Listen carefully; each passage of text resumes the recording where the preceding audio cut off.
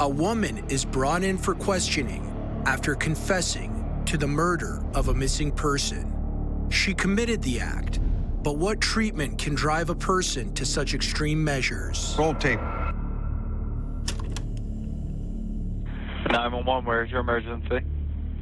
2685 Trevita Drive, Deltona, Florida. What's going on? My sister needs to be Baker acted, and she needs to talk to a sheriff's officer Why does she need to be Baker acted? because she's suicidal. Is she making suicidal statements? Has she tried to hurt herself this evening? What's going on? She has pills, and she's threatening to take them, and she's admitted to a crime that she's being investigated for.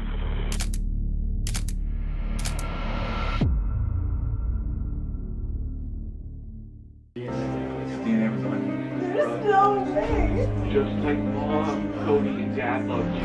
Nobody loved you anymore or any less. I'm telling you right now, I do not think you're a murderer. I don't think that you're a bad person, and something got out of control, and we need to know where she's at. All I want from you.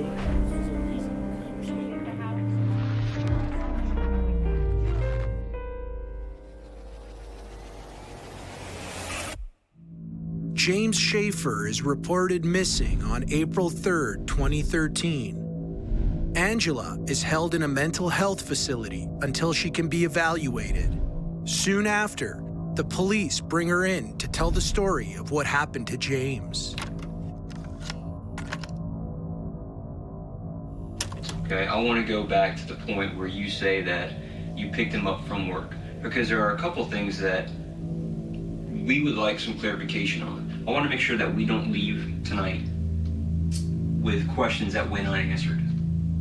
I want to know as much as I can about the situation. What's transpired here is the reason she's in custody is that they have her making a statement to the family about how she committed this murder, allegedly. The family are all concerned. This is a person she knew, so the family used what's known in the state of Florida as the Baker Act.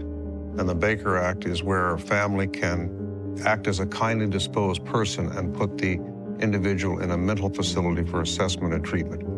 So what is going on now is she's been obviously cleared to come out.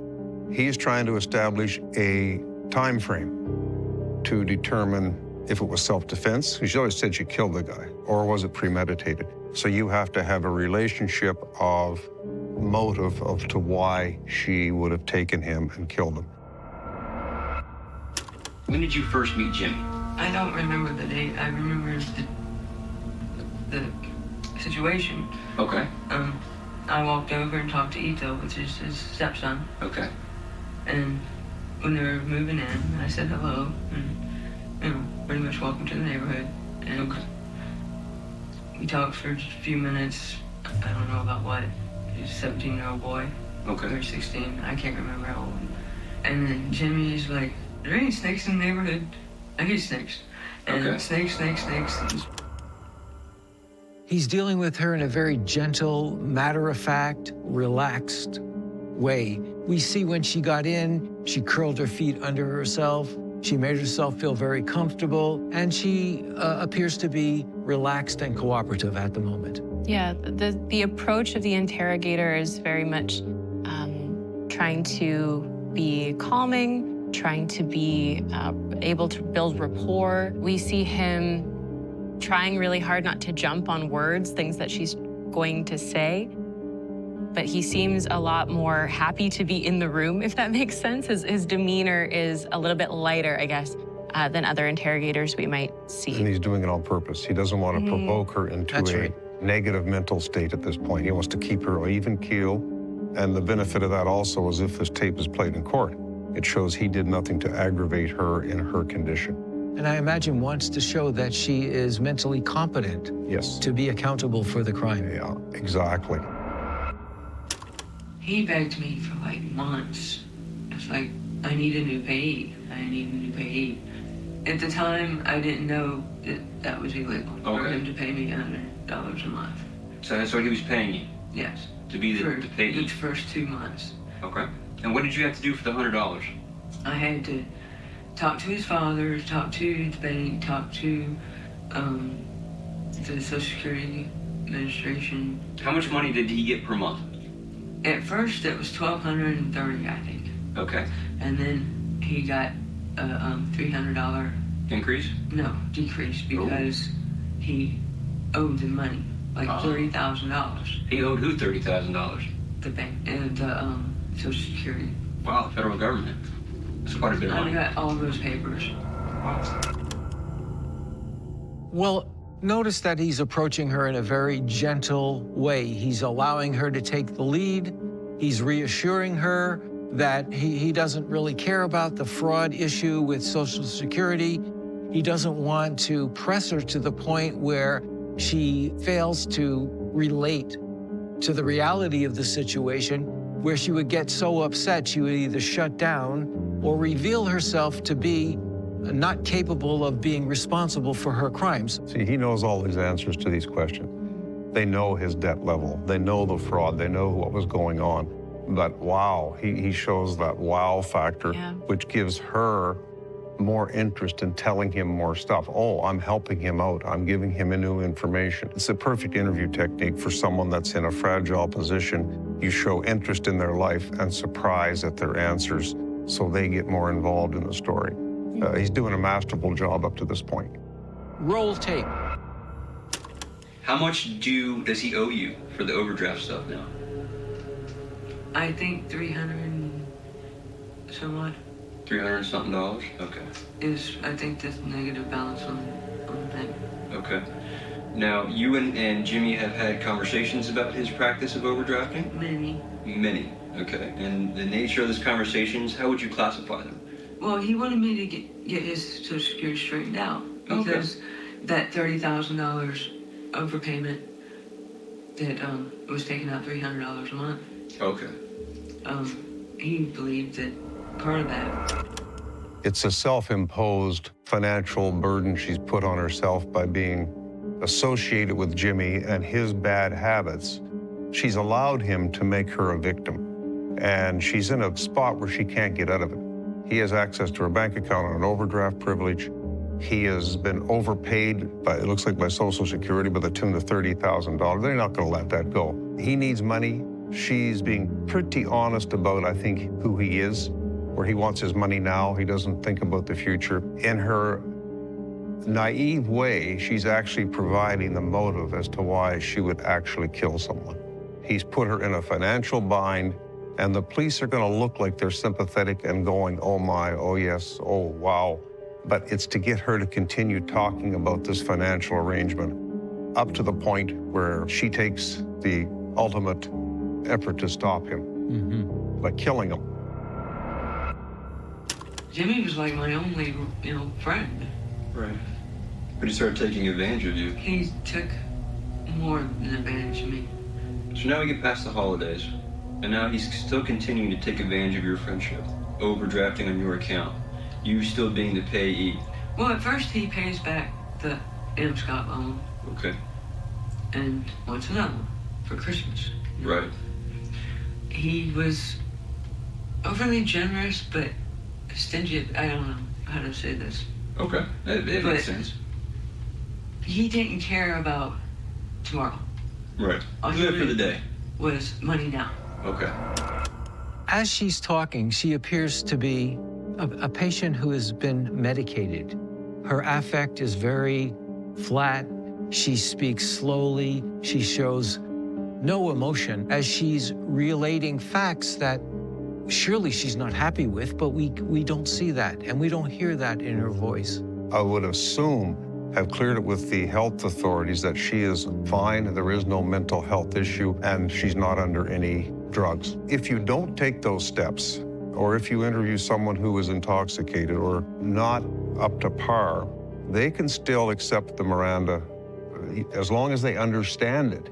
And that's the key of Miranda is, do you understand you have the right to a lawyer, the right to say nothing? Whether medicated or not medicated, her emotional responsiveness is down. She's answering the questions, but she seems to be affected emotionally. We're not seeing the kind of spontaneous emotion, positive, negative, that we would expect to see in someone who's having a conversation. And surely, even if she is on medication, it doesn't mean that she can't be interviewed or interrogated or has to be off all medication in order for that to happen. But certainly we don't know if the lack of affect has to do with the medication or with her mental state, no matter. That's right.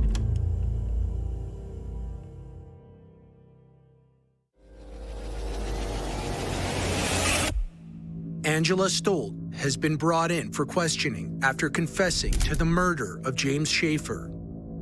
After the two became neighbors, they developed a friendship that James came to take advantage of and put her in debt. As he asks for even more money, Angela plans to get back at him.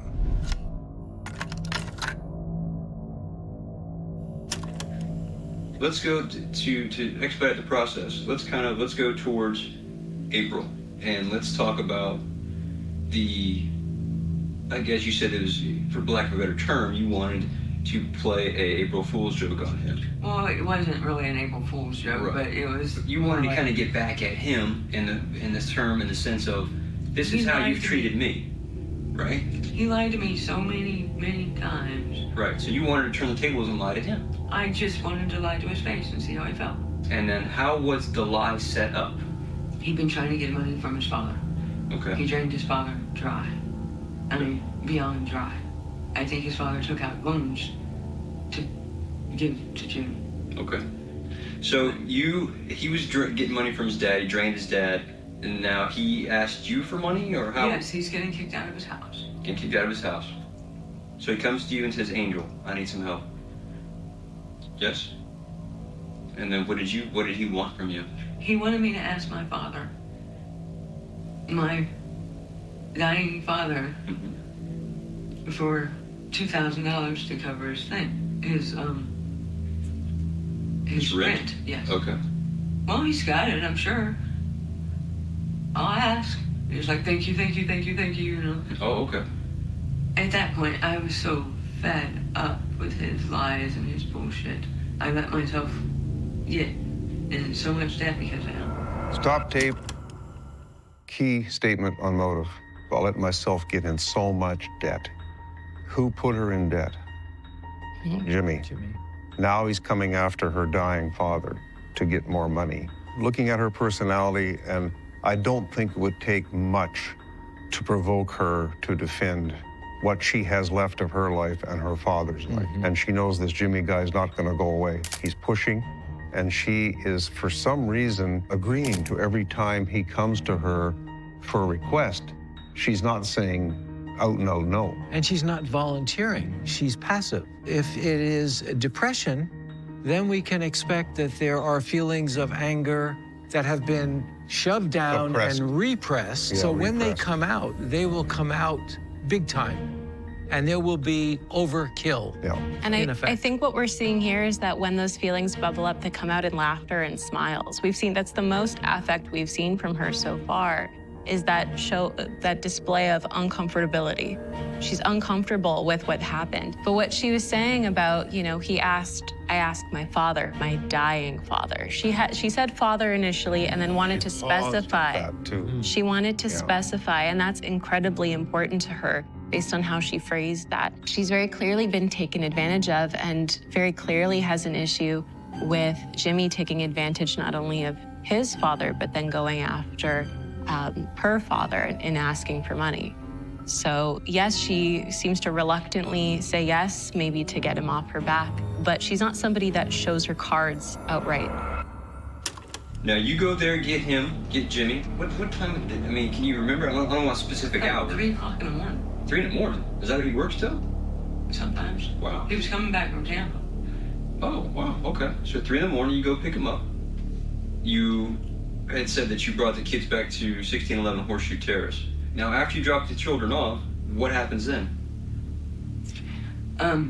We didn't, like, drop them off. We went in and had a drink and talked, yapped.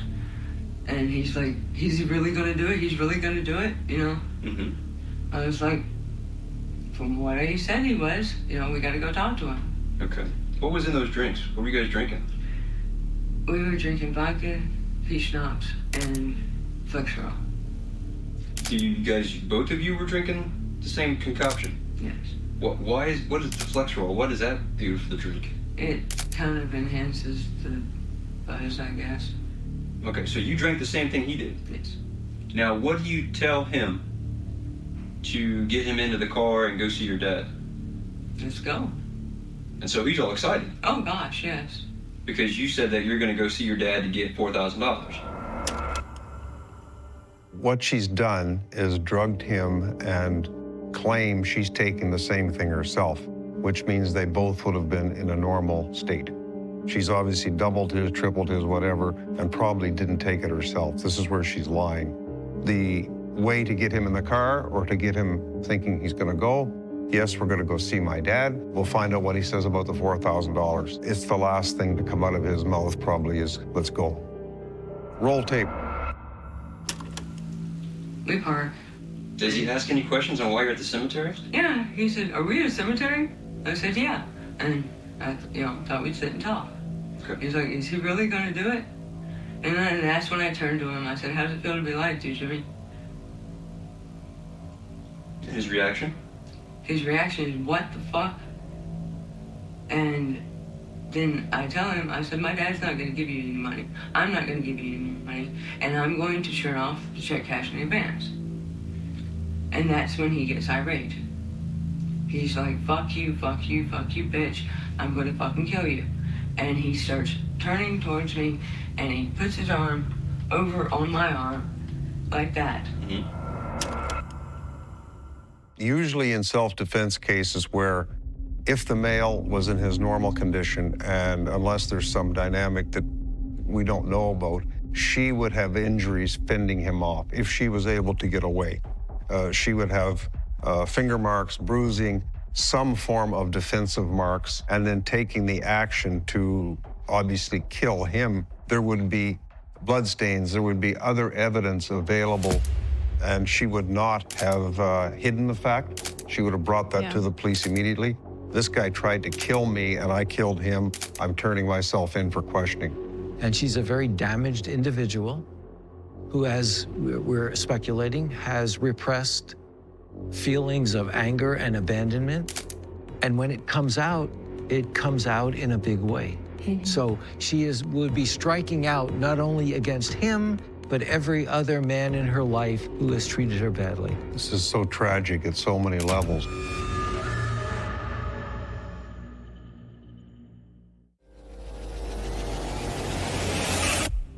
Angela Stoldt tells an officer of her history with James Schaefer.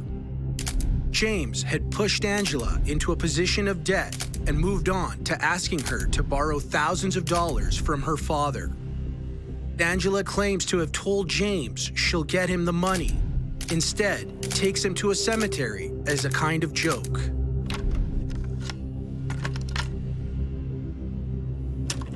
What I want you to do is let's kind of what we did before. Let's reenact it again. I want you to sit here. Okay, I'll be Jimmy. Okay, get closer to me, because I don't think the car's that. Okay, this is your car, right? So we're sitting here, and you're telling me, again, I'm Jimmy. You're not gonna pay me. Now, you said, fuck you, go ahead. What was he again? I can't recall. What did he say?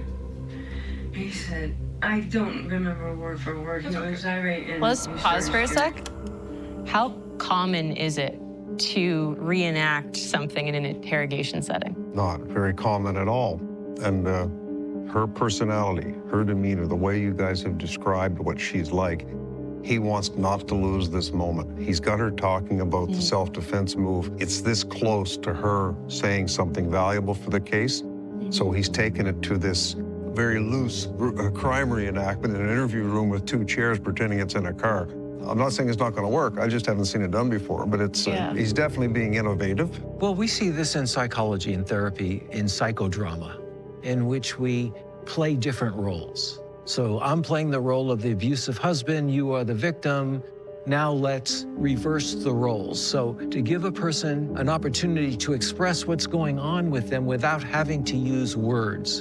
I think from a psychodrama point of view, this is what's happening here. And she gave him the go-ahead to do this, so to speak. When she wrapped her own arm and saying he did this. Oh, will you show me? Yes. It's a progressive movement up the line here of let's keep going till you make a mistake on what happened. Yeah, that's an indicator that that's how she would prefer to communicate. Yes. And communicate with him and communicate what she's feeling and thinking. And he's going right along with her. He's good. I like it. Yes. Like I said, I've not seen anybody react that quickly before to a reenactment thing. Usually it comes up, you have to sign a piece of paper or something, but he's walking her right along the whole, oh, show me what happened. Yes. Let's move the chairs here and make the car. It'll be interesting to see how this works out.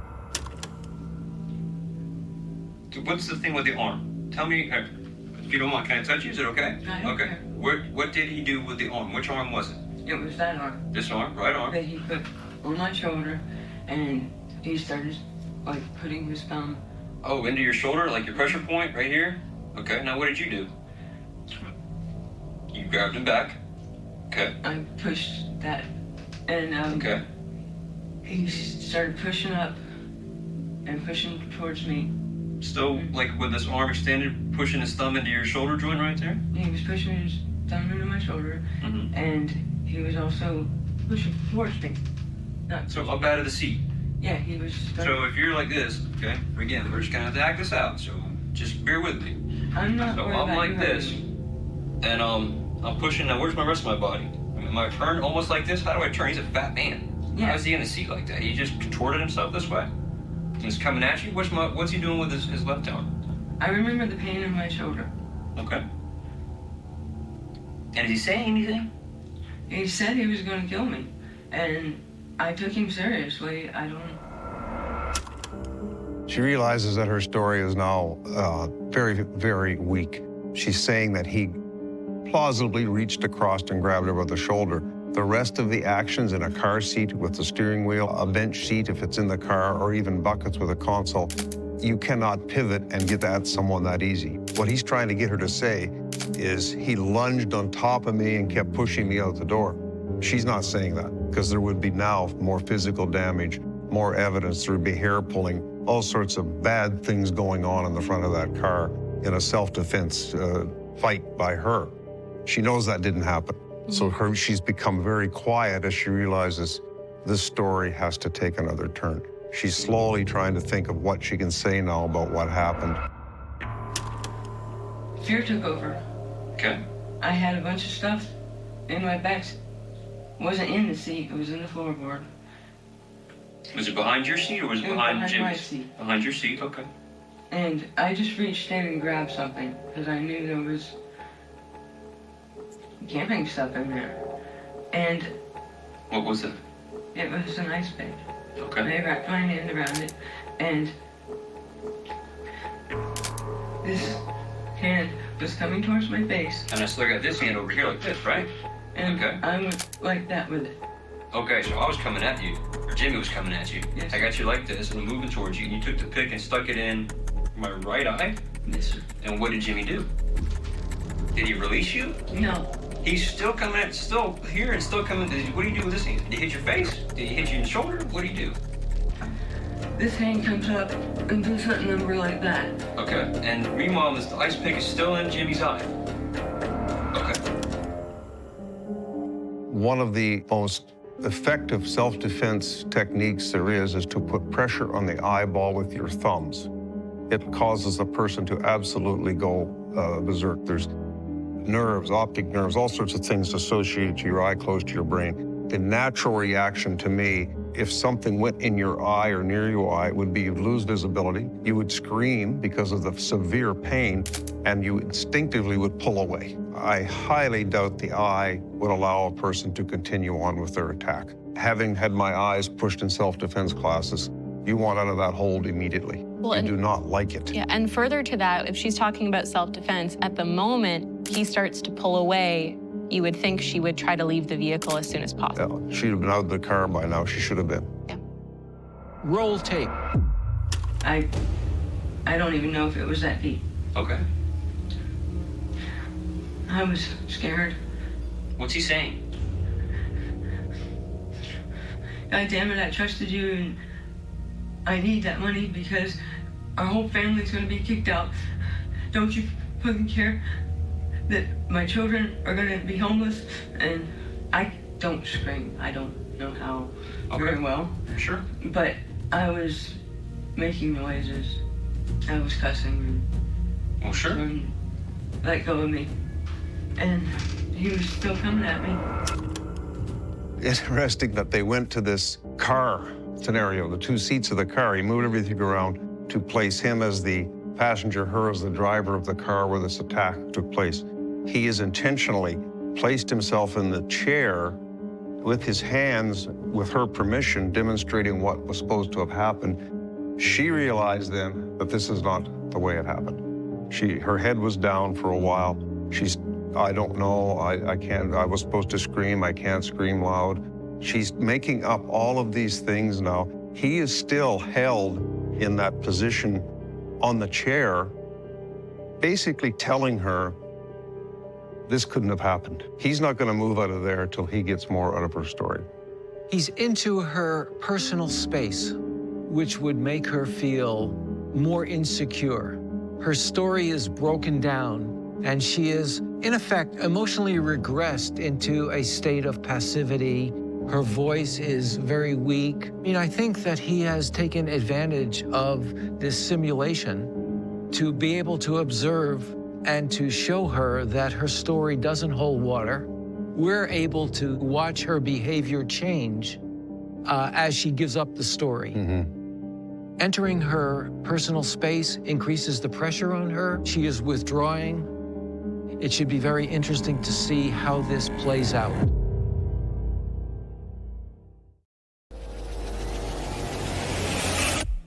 As an officer eases Angela Stoldt into telling the full story of how she murdered James Schaefer, he asks Angela to reenact the night of the murder, as the two of them are in the car where the crime took place.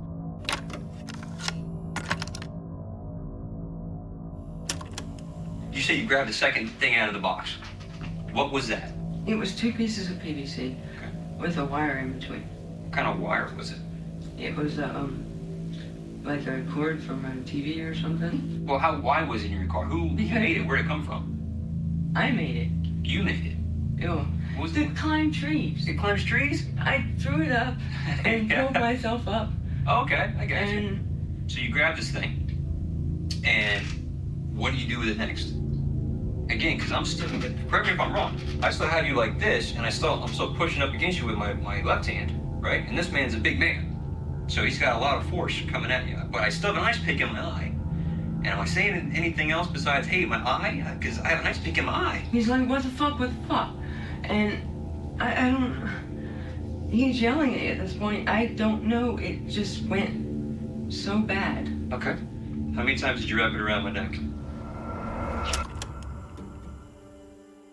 You had a manufactured PVC pipe with a cable or some sort of piece of strong rope through it with the story it was for throwing up over trees and climbing. But she's able to grab this sight unseen behind the seat and wrap it around his neck. It's almost like I pre-planned this to have it behind my seat. I know what I can do with this to strangle someone, and she's done it. He's taking her step by step from, yes, you were probably in a self-defense mode, to when the inebriation comes into play, you killed him on purpose. That's what he's trying to lead to. Whether he gets there or not, only time will tell. And thinking about self-defense, the point is to be able to get away. There is no indication at this point from her that she has tried to get away. I mean, in the reenactment, he says, okay, so I have an ice pick in my eye and I'm still holding on to you. It's starting to sound unbelievable. Roll the tape. So he's got this thing wrapped around his neck, and what do you do next? First of all, I put my foot like that. Okay, I push go ahead. him back. You gotta put your foot on my shoulder. Go ahead. No, push him back. Okay, gotcha. But you have each piece of where's this thing? You have the pieces of the PVC. Your foot slipped up and hit the ice pick, and now it's driving me in the eye. It slipped. Oh, ow. Okay. It lasts for so long, and then I just. At what point does his body go limp? Is that what happened? I mean, did he stop resisting? Did he stop fighting you? Did he stop trying to attack you? And did his arm just fall to the ground? Or did his head just slump forward? Did it slump back? Did he slump into the seat? Or I dashboard? Choking, making horrible, horrible noises. Okay. And I just kept on because I was so scared. I don't even know how the pick got in the other eye. Somehow the pick gets in the left eye? Okay. I think I did it just to make sure. So you think he was dead, but to make sure he was dead, you took the pick out of his right eye and jammed it in his left eye. And you say you're motioning as if you reamed it around. Did any blood come out of his eye? Any blood get on the seat of the car? No. Stabbing someone in the second eye would be in a self-defense moment would be to confirm in a weird way to me that he was dead. Once you've established in your mind that you're doing self-defense by the pushing him away, the kicking, everything after that is kind of a mutilation of a dead body. You're not murdering this guy anymore, he's dead. And it could be anger, it could be her just so frustrated with this repressed emotions we've talked about that, oh, this is what I'm going to do to him now. Well, this is the definition of overkill, isn't it? Yeah. Yes. Yeah. Mm-hmm. Well, where did the blood go? I pushed his head back and it kind of started dripping. And I'm panicking and I don't know what to do. I look around for something and in my goodie box, I find saran wrap. Okay. So you find some saran wrap. Well, yes, sir. Mm-hmm. And I think that's the best thing to keep the fluids out of my car. I wasn't thinking at the time. Notice how the detective is now against the wall. The sheriff, he's moved back against the wall. Mm-hmm. He sees no need to be contacted with her anymore in the close quarter.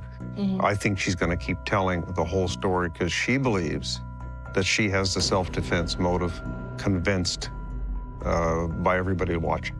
But it's enough for her in her state to believe I have self-defense on this. Mm-hmm. And the officer is not showing much affect different than what he was showing before. He's saying, okay, right? Friendly, matter of fact, and he hasn't challenged anything, so she keeps rolling along. He's willing to do any trick in the book to get the confession and get the evidence out he needs, and he's doing it in a very legal and ethical and calm manner. Mm-hmm. So you parked the car in the garage, left side of the garage. And then close my door and push against the back and... Finish getting him out of the car. Yeah, I kick him out, but push him out. Okay. With my legs, because that's the only strong part of my body. Okay. And finally, I get him out, and then I close the door. No, I had to drag the pool. You had to do drag, okay, you had to drag the pool. Just about that much as far as I can move it, just to close the door. Okay. So did you go to sleep? And tell the kids to stay the hell out of the garage. Pretty much, yeah. I think we went and we might have watched a movie. I can't remember. I don't know.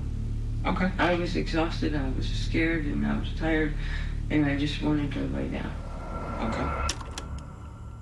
I think it's at that tipping point in the story where she's going to now tell everything that she did.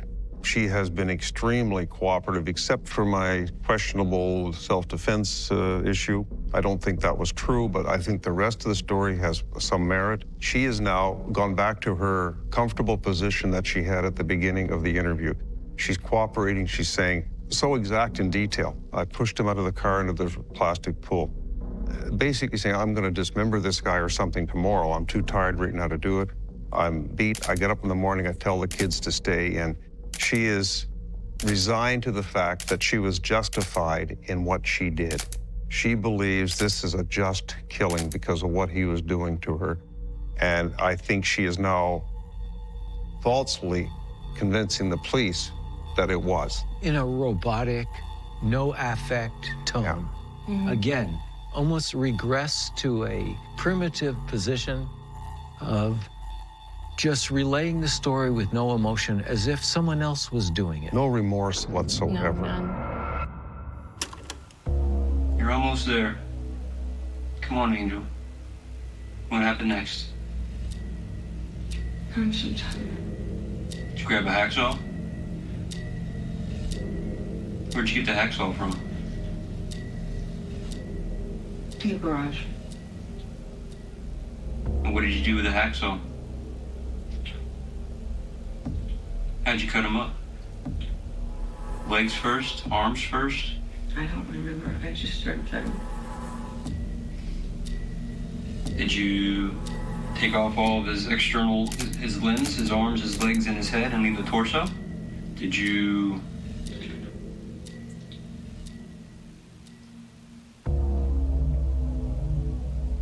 Yes? What did you do with the body parts? I put them in the other pool.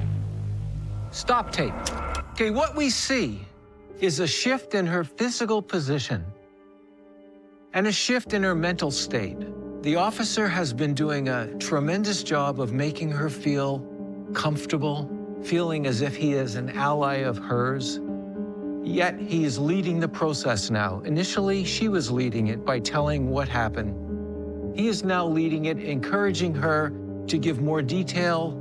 She shifts and settles down to comfortably tell the tale. We see her in an almost regressive state, a primitive state, in which she is now given up really any kinds of defense and will relate to what happened.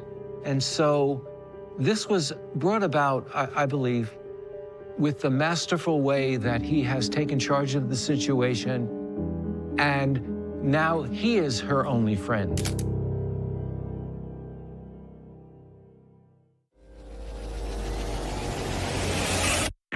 Angela Stoldt has fully confessed to the murder of James Schaefer. While she has claimed self-defense, the way her story plays out seems to say otherwise. And the question of what she did with his body still remains. Do you think that was the best way to try to get rid of him? And did you do these things? Yes, sir. What did you do with the head? Did you try to boil it down? Did you try to... Yes, sir. I'm hanging myself in it. What you're doing, Angel, you're telling me the truth. You told me before that you tried to put one of the extremities in the oven and that it went horribly wrong. I put two of them in the oven. Were they legs or arms? A foot. Foot? 2 feet? What ended up happening? Smoke? Smell? I turned it off and I opened up the back door. What were you hoping was going to happen by putting the foot and this other body part in the oven? To cook or bake or burn a human body, the odor is extremely bad.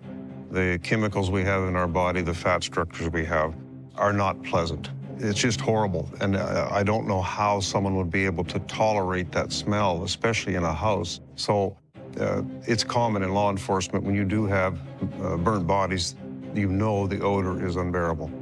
To do this cooking process in pots, no matter how you're doing it, is not going to be pleasant. It's very sad in a way that she stooped to this level to do this. Well, not only that, but that she did it while her kids were home. Yeah, in bedroom. Were they heavy? Very. And then what happens? How do you get rid of the bags? I cleaned up the spot. Cause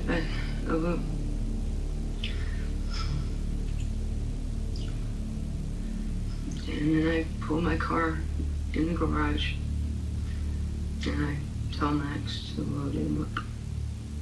I was in such shock. I don't remember. What did Max think he was loading into the car? A deer. After going through this horrendous experience that she's had, killing the person and dismembering the body, That line has been crossed, the line between what a normal person does and what a desperate person does. She's not really experiencing emotion the way we would expect. Even though she's in this very stressed, shocked, traumatic state, she still has the wherewithal to lie to her children and say, well, I hit a deer. She wants to protect them from that. She's crossed several lines, but she hasn't crossed the ultimate line of exposing them to exactly what had happened. Just goes to show kind of that warped sense of reality, that warped sense of whatever lines she can and can't cross. Of course, it's egregious that she would involve her children in any way. I think it shows the level of desperation she's at right now in this case. Critical judgment is affected by desperation. Yeah. So she's not thinking long-term, and whether she is judged having the capacity to make decisions and be responsible would be something up to the court. This is someone who's undergone a lot of difficulty in life, is in a difficult state mentally, and pushed to a point where she committed this crime. This is a person who is as much a perpetrator as they are a victim. She has been victimized through, again, through poverty, through an economic crime, through what he's done to her, and she was in a nightmare. But I think in this case, I feel a little softness towards her because of what happened to her in her life. Maybe it's because of the good job that the officer did in making me feel that way too. I sort of went along with how he was moving the case, and I think he moved me a bit too in that direction. So this is a classic, great job by the officer. It's truly a sick yet amazing story of all these different tragedies intertwined in different people's lives. I think what we need to do is have an understanding of the limits a person can achieve. At some point, there's a breaking point, and I think we've seen the breaking point here.